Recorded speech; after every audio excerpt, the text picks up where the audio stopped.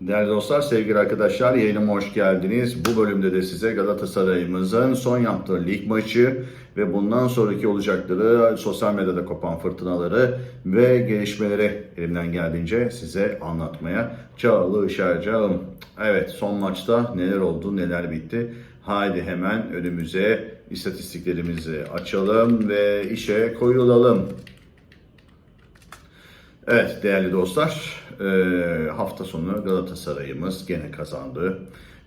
Güzel bir galibiyet aldı. 3-1'lik bir galibiyetle de haftayı kapadık. Bu da bizim için çok önemli bir ne diyelim, başlangıç oldu. Güzel bir giriş oldu. Rekorlar haftası oldu. Rekorlar kırılıyor. Başarıdan başarıya koşuyoruz. Pek de rakibimizde kalmadı baktığınızda. Rakipte kalmadığına göre şu dakika itibariyle artık rahatlıkla şampiyonluğa doğru tek başımıza yürüyoruz diyebiliriz. Şunu anladık, şunu çok iyi anladım ki, Eylül ayı, Ekim ayı, Kasım ayında seçim yapılmazmış. Bu 2 kere 2 4, demek ki Haziran başı falan, böyle lig bittiğinde hazırlık süreçlerinde bu seçim zamanı, yani Mayıs'ın son haftası, Haziran'ın ilk haftası yapmak gerekiyormuş. Bu çok netmiş, bu çok belliymiş, oymuş, buymuş, şuymuş. Efendime söyleyeyim, hemen şu bilgisayarın da sesini bir shut up yapalım. Efendime söyleyeyim, 3-1'lik bir galibiyet aldık. 151 milyonluk takım 15-16 milyonluk bir takıma karşı oynadı. Baktığımızda ne oynadık, neler oldu, neler bitti diyecek olursanız, valla yani ilk yarıyı 2-0 önde kapatmanın verdiği büyük avantajla içeri girdik ama oyun olarak kimse mutlu değil. Artık bir istatistik veri falan değil. Bir de hani birkaç bir şey anlatacağım ama hadi dur, neyse şu maçı bir toparlayalım. Ne oynadık biz sevgili rakibimiz Konyaspor'a karşı? Konyaspor'un da teknik direktörü kim? Sayın Uçar'dı galiba, yanlış hatırlamıyorsam. Bir dakika. Recep Uçar, evet, Recep Uçar. Recep Bey, o da iyi bir teknik direktördür. Elinden geldiğince Galatasaray'ı iyi analiz etmiş, aralara iyi bağlantı yapmaya çalışmış. Bize karşı dersini her iyi çalışan takım gibi bize tehlikeler yarattı mı? Ziyadesiyle yarattı. Hatta maç plus verilerine baktığımızda da maç içerisinde gelişen olayları, genel oyunda şöyle bir bakalım. Konyaspor 14 şut, biz 13 şut çekmişiz. Yani şimdi anlatabiliyor muyum ne demek istediğim? Yani bir takım iyi oynuyor mu, oynamıyor mu? İşte bu verilere bakarak ortaya çıkıyor ya, işte koşu mesafeleri, hoplama mesafeleri, zıplama mesafeleri. Konyaspor'a biz 14 tane şut çektirmişiz. Güzel. Ceza sahası dışından 9 tane şut çektirmişiz. Demek ki ceza sahası içinden de 5 tane şut çektirmiş oluyoruz. Müthiş bir matematik size gördüğünüz gibi sunuyorum. Bunlardan da istatistiki olarak da bakmaya başladığımda 5 tanesi kaleyi de bulmuş. Bu 5 taneden 1 gol çıkarttılar. Biz 7 tane kaleye isabetli şut atabilmişiz. Biz 3 gol çıkartmışız. İşte burada da herkesin söylediği iyi futbol, iyi futbolcu da oynanır durumu. Hayır, biz daha topları doğru yerden vurmayı becerdik. Onlar biraz daha heyecanlarını yeniden. Efendim biz 22 orta atmışız. Onlar 16 tane orta atmış. Orta isabetlerine baktığımızda onlar %27'de, biz %6,5'dayız. İşte zaten bizim en büyük sıkıntımız da bu. Senelerden beri de söylediğim şey bu. Şimdi orta dediğimiz şey nedir biliyor musunuz arkadaşlar? Yani nasıl anlatsam.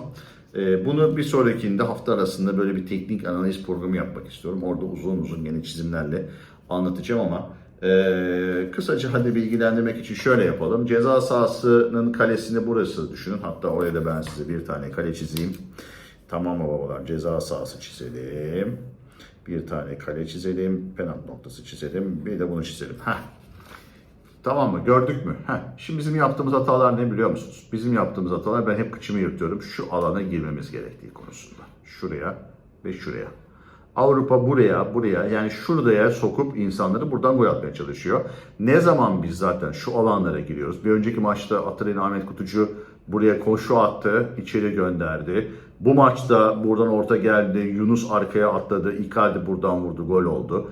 Yani biz şu mıntıkada doğru paslaşırsak, topu doğru şu noktalara indirirsek, o zaman doğru işler yapıyoruz. Ama biz ne yapıyoruz? Hayır. Biz onun yerine şu bölgeden Daha buradan geliyor adam. Kafayı kaldırıyor. Burada Icardi daha burada. Yani sen ne iş seviyede koşarken de buradan işte atıyorum Yunus bindirdi, Bay bindirdi, Sané bindiriyor.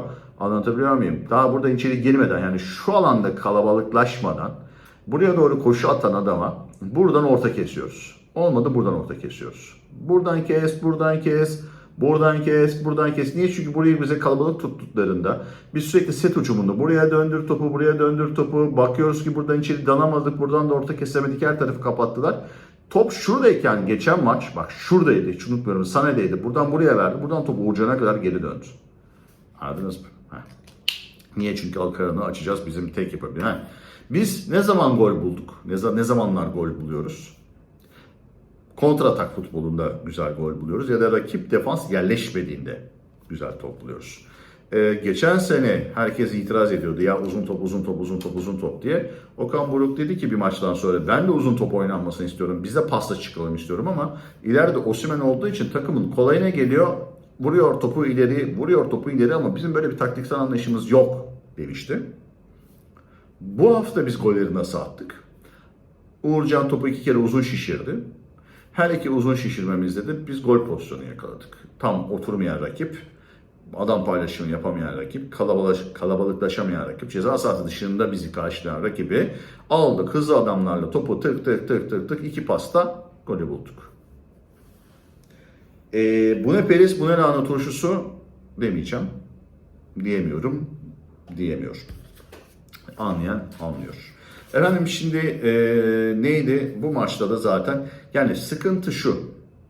Galatasaray'ın futbolunu seyrettiğimizde mücadele gücü yüksek, evet. Bir şeyler yapmaya çalışıyor, evet ama kısır. Paslaşma trafiği kısır, paslaşması kısır, uzun topları bol. Topu alınca elin ceza sahasının oraya topu yıktığında eveleyen geveleyen ne yaptığını bilmeyen ki kilolu denen ve tam form grafiğini yakalayamayan Icardi ilk yarıda 2 tane muhteşem bir ara pas çalışması yaptı defans arkasına. Koşarak çıktı ceza sahasından. Yani şöyle anlatayım size. Gene anlamayan arkadaşlar için kısaca anlatayım. Şu alandan koşarak çıktı. Tek pasta şuraya top indirdi. Tek pasta şuraya 2 kere denedi. Bir daha denemedi. Niye denemiyoruz anlamıyorum. Dene abi dene. Bir tanesinde olacak. Yani herhalde bu çalışılmamış anlık bir şeydi. Icardi'nin keşfi bir şey oldu o sırada. Onu Bay anlamadı veya Yunus anlamadı. Bir sonrakini anlayacaktı ama bunu 2 kere yaptı. İkisinde de bindirmelerde bu başarıyı yakalayamadık ama bunu denersek yani Icardi'nin dışarı koşarak gelip tek pasla ceza sahası o defans bloğunun arasına attığı toplara koşu çalışabilirsek inanın her maç leblebi gibi gol atarız. Bak leblebi işte benim de istediğim bu. Söylemek istediğim şey bu. Yapmamız gereken şeyler bu. Ya içeri hızlı koşular yani ceza sahası içine hızlı koşular. Buraya gelip buradan dışarı çıkacağımız yani şu sıfır bölgesinin şu ceza sahasının bu bölgelerine gelip buradan kaleye paralel penaltı noktasına ceza sahası dışına anlatabiliyor muyum? Arka direğe atacağımız orta paslar yerden paslarla leblebi gibi goller bulabiliriz. Çünkü Torreira'nın, Lemina'nın, Onyan Sarı'nın, İlkay'ın, Icardi'nin, Osimhen'in, Bay'ın, Yunus'un bak kaç tane adam saydım hepsinin ayakları çok düzgün. Çok düzgün oldukları için de rahatlıkla biz gol pozisyonu yakalayabiliriz. Tamam. Şimdi niye Galatasaray taraftarı efendim bu kadar mutsuz da gol futbolun işte koşu mesafelerine takılıyordu, transferlere takılıyordu, ona takılıyordu, buna takılıyor. İddia. Yani bahis. Bu bahis sektörü o kadar çok genişledi ki neredeyse yani benim 11 yaşındaki oğlum bile iddia yapacak yani. O kadar genişledi, o kadar bir kitlelere yayıldı. 75 yaşındaki emekli amca da ya bir kupon tutturayım da bir 100 liram var atayım da belki 2000-2500 lira araklarım, 1500 lira araklarım. Hafta sonumu iyi geçiririm, biraz da mutfağıma katkıda bulunurum, bir şey öderim derdinde. Çünkü insanlarımız aşırı fakirleşti. Aşırı fakirleştikleri için de çalışarak bir yere varılamayacağı anlaşıldığından dolayı da işte milli piyango olsun, şans oyunları olsun, kumar olsun bu batağa saplanmış durumdayız. Tamam. Durum böyle olunca da iddia oynayınca da şimdi insanlar kuponu yapıyor, oturuyor maçı izlemeye başlıyor. Bir şekilde işte kıraathaneye oturuyor maçı izliyor. İnternetten kaçak sitelerden açıyor maçı izliyor. İzliyor Allah izliyor. Ne izliyor? İşte Alman Ligi'ni izliyor. İngiliz ligini izliyor. Fransız ligini izliyor. İtalyan, İspanyol, Hollanda, Belçika, ne bileyim izliyorlar, izliyor. Rusya ligini bile izleyen var. Şimdi orada bir futbol gördüklerinde paslaşma trafiği, oyun temposu, bilinçli hücum, insanlar ne diyelim, hem eğleniyor hem öğreniyor. Anladın? Eğitilmeye başlandı futbol anlamında. Eskiden bizim bu kadar bir bilincimiz yoktu. İşte bir Dünya Kupası TRT1'de yayınlanacak da bir Avrupa Kupası, işte biraz futbol seyredeceğiz. Bilmem ne yayınlanacak da futbol seyredeceğiz. İşte şifreli kanalda yayınlandığı için insanlara bu kadar ulaşamıyordu. Hatta işi daha da terse çevireyim. 99-2000 kadrosu, UEFA kadrosunun kurulması imkansız hale gelirdi bugünlerde. Kurtulmazlardı. O takımda gidip final macerası yaşayamazdı. Çünkü sosyal medya denen illet o kadar hayatımıza girdi, o kadar her şeyi kontrol etmeye başladı ki bu Okan Buruk'u da etkiliyor, yönetimi de etkiliyor, futbolcu da etkiliyor, taraftarı da etkiliyor. Herkes bundan bir etkilenir oldu. Şimdi iddia, bahis yapıyorsun, maçı izliyorsun. Maçı izledikçe bilinçleniyorsun, Avrupa'da oynanan futbolu görüyorsun. Avrupa'da oynanan futbolu görüyorsun, geliyorsun lig maçını seyrediyorsun. Şimdi o maçsa bizimki ne, bizimki maçsa o ne kavramı kafanda oturmaya başladı şablonlar ve diyorsun ki kardeşim bu oynadığımız futbol değil. Gavur öyle bir futbol oynuyor ki biz Avrupa'da trelebis olacağız. Tamam, bunu da zaten söylüyoruz. Bunun için ne gerekiyor diyorlar. İşte yabancı coaching getirin, maç analizleri yapılsın, yabancı kondisyoner getirelim, yabancı onu getirelim, yabancı bunu getirelim ki biz o yabancıların oynadığı şeyi burada yapabilelim. Bu geliştirelim, kendimizi ön alana çıkartalım. Galatasaray Üniversitesi'ne mesela atıyorum bir spor bilimi kuralım. Mesela spor hukukunu kurmuştu babam Kadir Has Üniversitesi'nde. Spor hukukunu kuran kişidir. Bunun gibi işte futbol eğitimcisi kuralım, spor yani voleybol antrenörü yetiştirelim, voleybol hakemi yetiştirelim, futbol hakemi yetiştirelim, futbol takımının koçunu yetiştirelim, fizyoterapisini yetiştirelim, kondisyonerini yetiştirelim, taktisyenini yetiştirelim, oyun scout ekibini yetiştirelim, sportif direktörünü de yetiştirelim gibi. Yani anlatabiliyor muyum? Biraz açtım, uzattım mevzuyu ama bir okul bize yakışırdı. Daha henüz kuramadık ama bu fikirlerim arasında bunu da bilahare yetkili büyüklerimizle paylaşıp gereğini yapmalarını rica edeceğim. Şimdi bizde yetişmediği için biz olmuşlar hamları toplayalım. Bastıralım 200-300 bin avroları getirtelim buraya adamları. Adamlar getiriyor, biz adamlara uyum sağlıyor muyuz? Hayır, biz adamları kendimiz uyum sağlatmaya çalışıyoruz. O da işin boktan tarafı. Yani gelen adamı da kendimize uydurmaya çalışıyoruz. Çünkü oradan alacağımız 3 kuruş maaş bizim için çok önemli. Adam oradan gitsin, ben 3 kuruş maaşımı alayım diye herifin arkasına 50 tane takla atıp herifi kötüleyip gelen iyi adamları da geri gönderiyoruz. Bu çok yakın zamanda Galatasaray'ımızda da maalesef olmuştur. Hiçbir şey böyle beceremiyorsak Mario Wolfs'u getirelim diyen arkadaşlar var. Çok haklılar çünkü Wolves zamanında oynadığımız futbol çok başka bir şeydi. Şimdi oynadığımız futbol çok başka bir şey diyen arkadaşlara da yerden göğe kadar katılıyor. Efendim şimdiki durum şu. Koşu mesafesi dediler işte her maçta 10 kilometre gol yiyormuşuz. Bir adam fazlası bizden koşuyorlarmış. Adamlar 120 koşuyorsa biz 110 koşuyormuşuz. Herifler 115 koşuyorsa biz 105 koşuyormuşuz. Gibi istatistikler var. Sonra dediler ki efendim bu istatistikler tırışka. Hepsi yalan. Galatasaray bunlarla eşdeğer koşuyor. Peki. Şimdi iş oraya bağlandı. Eşdeğer koşuyoruz'a getirdiler işi. Önemli değil ama verimli koşamıyoruz. Topu verimli koşturamıyoruz. Verimli bir şekilde pozisyonlama alamıyoruz ve verimli şekilde atak yapamıyoruz ve 30. dakikadan itibaren de kondisyonumuz tırdışka oluyor. Gerçekten yani mesela Frankfurt maçının ilk yarının son 10 dakikasında bu kadar gol yememizin sebebi takımın fiziki ve kondisyonel olarak düşmesi. Şimdi kim düşmüyor? Torreira düşmüyor. Bay düşmüyor mesela. Tamam mı? Niye düşmüyor? Çünkü bunlar ekstra idman yapıyorlar. Ekstra idman yapmaya gerek yok. Eğer bir takımda bir oyuncu ekstra idman yapıyorsa hakikaten açığı vardır ve teknik ekip demiştir ki gel kardeşim buraya işte senin pas atmanda, pas almanda, pas trafiğini yönetmende, şut çekmende işte şu dakikadan itibaren ki temponda bir sıkıntı var. Sana ölçüm yaptık. Sen ölçümler doğrultusunda biz senden daha çok faydalanmak istiyoruz. İşte tek nefes yani koşarak gelip şut atmaların çok zayıf ama durarak şut atmaların çok başarılı. İşte pas alışverişin çok iyi, pas alışverişin çok tırışka diye böyle şeyler olduğunda insanlar ekstra idmanı teknik ekip yetkililerine bırakır ve ya hayır bu ne oluyor? Boş zaman diyorlar. Futbolda boş zaman olmaz bence. İşte idmanlar bitiyor. İdmanlar bittikten sonra işte Saray'ı, Torreira'yı, Bay'ı, onu bunu ekstra idman yaparken görüyoruz. Ne yapıyorlar? Şut çalışıyorlar, pas çalışıyorlar. Yani bu ekstra bir idman yapıyorlar. Keşke bu ekstra idmanı bütün takım yapabilse. Çünkü bütün takımın bu idmana ihtiyacı var. Sonra görüyoruz ki YouTube'da bir program çekilmiş. Orada Eyüp'tü yanlış hatırlamıyorsam. Eyüp kardeşimiz şey yapıyor. Almanya'da biz haftada günde 3 adımı yani minimum 2 maksimum 3 işte 2-3 idman yapardık. Türkiye'de maalesef biz bir idmanla günü kapatıyoruz. Yeteri kadar çalışmıyoruz diyor. Sonra başkası geliyor diyor ki biz işte sabah kahvaltısıyla başlar, öğlen yemeğine devam eder, akşam yemeğine kadar tesislerde kalır ve çalışırız diyor. Tabii bu çalışmak şu demek değil. Yani illa sahada çıkıp efor sarf edeceğin bir çalışma değil. Bir aktivite yap. Anlatabiliyor muyum? Beraber aktivite yap. Maçları izle. Maçların izledikten sonra otur onunla ilgili fikir beyan et. Yani teknik ekip der ki 90 dakika maçımızı izleyelim. Burada şu hataları gördük. Bak sen şuraya koşmadın, sen buraya pas atmadın, sen şunu yapmadın. İşte taktiksel anlamda anlat rakiplerini. Bak bu adamlar işte Liverpool'u oynayacağız. Ne bileyim hafta sonu Alanya ile oynayacağız. Yok Eyüp'le oynayacağız. İşte bunlar böyle oynuyor. Şu şöyle şu şöyle.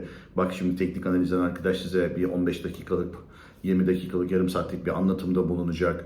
Yani anlatabiliyor muyum? Bunların hepsi yani fitness çalışma, video çalışma, hataları görme, beraber vakit geçirme, beraber yemek yeme, eğlenceli aktiviteler yapma, ne bileyim işte bunların hepsi gün içerisinde olduğunda daha bir güzel oluyor diye düşünüyorum. Yani siz nasıl ki sabah saat 9'da işbaşı yapıp akşam 5'e 6'ya kadar çalışıyorsanız ve bunun karşılığında da bir ücret alıyorsanız bu da onun gibi bir şey. Yani Avrupa'da konuştuğum ve bu işi yapan birçok arkadaşım diyorlar ki arkadaş biz de böyle çalışır. Yani maaş gibidir aslında bu iş. Yani bir iş gibidir. Yani bir sabah saat 10'da buraya geliriz teknik ekip olarak.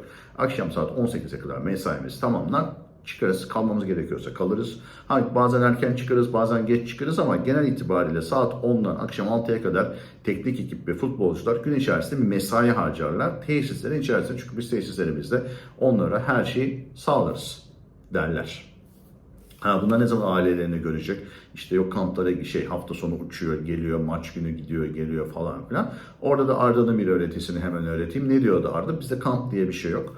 Biz ertesi gün maça oynayacaksak bir toplanma saatimiz var. Bazen stada direkt gideriz. Bazen tesislerde toplanır, öyle geçeriz. Ama genel itibariyle biz stada gidiyoruz, arabamızı park ediyoruz. Direkt içeri giriyoruz. Orada takımla konuşuyoruz, buluşuyoruz, giyiniyoruz, maça çıkıyoruz. Öyle kamp dediğim bir şey yok. Ben orada bunu gördüğümde çok şaşırmıştım. Bunu seneler önce Rijkaard uygulamıştı ve Rijkaard bu uygulamayı yaptığı için takım başarısız olduğu iddia edilmiş ve zorlamayla gene arabesk bir şekilde kamp programı işin içine dahil edilmişti. Bunlara da yapılmasına gerek yok. Futbolcu ailesiyle vaktini geçirir. Ertesi gün sabah 10'da, öğlen 1'de, ne bileyim maçtan 5 saat önce, 3 saat önce tesislerde toplanır. Otobüste geçmesi gerekiyorsa otobüste geçer. Yok arabayla geçmesi gerekenler arabayla geçer. Nasıl ki maç çıkışı herkes otobüste tesislere dönmüyor, otomobillerine binip ayrılıyorlar. Bunun onun gibi bir şey olur. Güzel de olur, ziyadesiyle şık da olur. Yani koşu mesafesi meselesi değil arkadaş Okan Hocam. Mesele o koşu mesafesi değil. Koşu mesafesinden ziyade senin ikili mücadelen. Topu nasıl koşturduğun, nasıl pozisyonlama aldığın, ne kadar hızlı ve kolay bir şekilde gol alanında yani ceza sahası içinde topla buluştuğun ve ne kadar çok gol pozisyonuna girdiğin. Anlatabiliyor muyum? Bu çok önemliydi. Bunu da teknik bir analizde size ne kadar doğru ve ne kadar yanlış işler yaptığımızı anlatacağım. Bir diğer taraftan hoca çok duygusalmış, çok etkileniyormuş. Hayır bu yalan. Böyle haberler çıkmaya başladı bugünlerde bazı sosyal haberciler tarafından.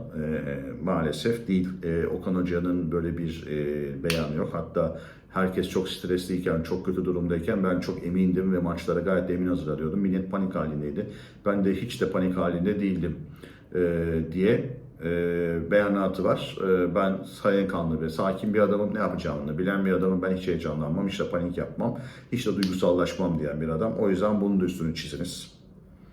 Ocak'ta transfer yapılacak haberlerini piyasaya salmaya başladınız. Orta saha transfer yapılacakmış. Bunu maalesef taraftarlarla beraber hepimiz aklı selim insanlar Galatasaray'ın orta sahaya en az 1-2 transfer daha bu yaz döneminde yapması gerektiğini ifade ettik.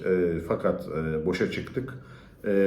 Bu saatten sonra yapılacak transfer hiçbir şekilde gereksinim yok. Ocak ayında eğer çok büyük bir sakatlık, çok büyük bir ayrılma olmadığı sürece transfer yapılmasının beyhude bir çalışma ve olacağını ifade edenler dedim. Hiç gerek yok. Ocak transferi gereksizdir. Satabiliyorsan sat. Çok iyi paraya satarsın. Bak satışlar çok iyi olur Ocak'ta. Çünkü birisinin bir şeye ihtiyacı var. Mesela bayı şimdi 30'a 35'i satamadıysan adam çok sıkışmışsa 50-55'e 60'a senden bayı alır gibi düşünün. Anlatabiliyor muyum? Ya da atıyorum Davidson'u isteyen adam 30 veriyorsa şimdi 60 alır. 20 isteyene 40'a çakarsın. Yani iki katına Ocak ayında çakarsın. Çünkü adamın bir iddiası vardır. Bir başarı görmüştür. Ve buraya bir eksikliği vardır. Adamı sakatlanmıştır. Alırsın.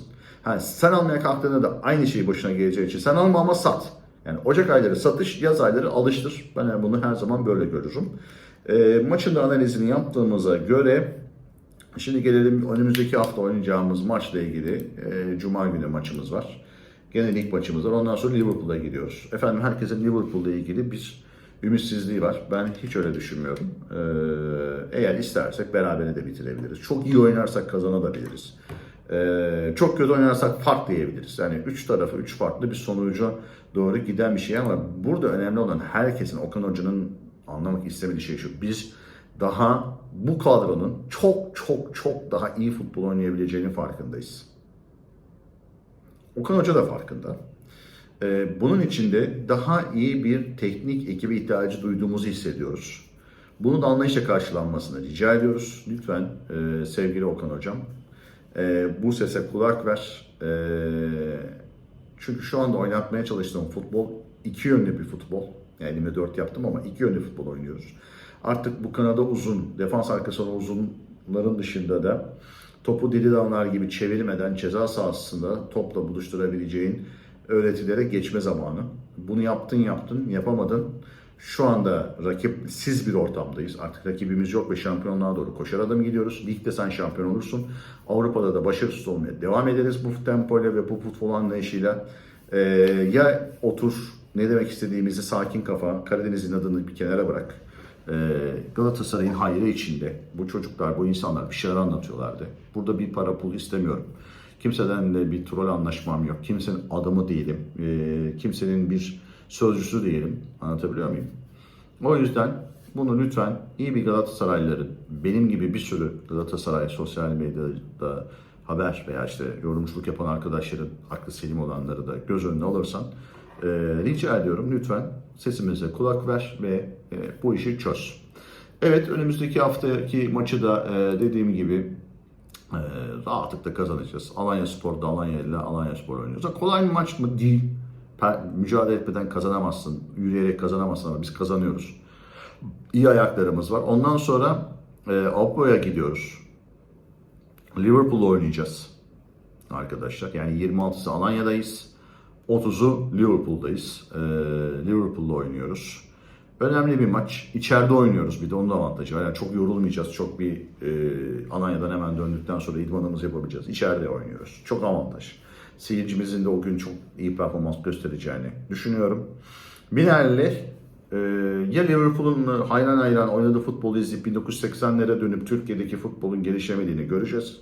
Ya da 2000'ler ruhuna geri dönüp işte ya da 93 Manchester United elenmesi, 99 2000 UEFA Kupası, 2001 Süper Kupa'nın ya da 2000 Süper Kupa'nın alınışındaki Galatasaray'a ruhuna geri evrileceğiz. Bunun kararı da teknik ekipledir ve yönetimimizdedir. Allah yolumuzu açık etsin. 26 geliyor cepte ama disiplinli olmamız şartıyla tabii ve çok da fazla böyle gevşememek şartıyla 26 cepte.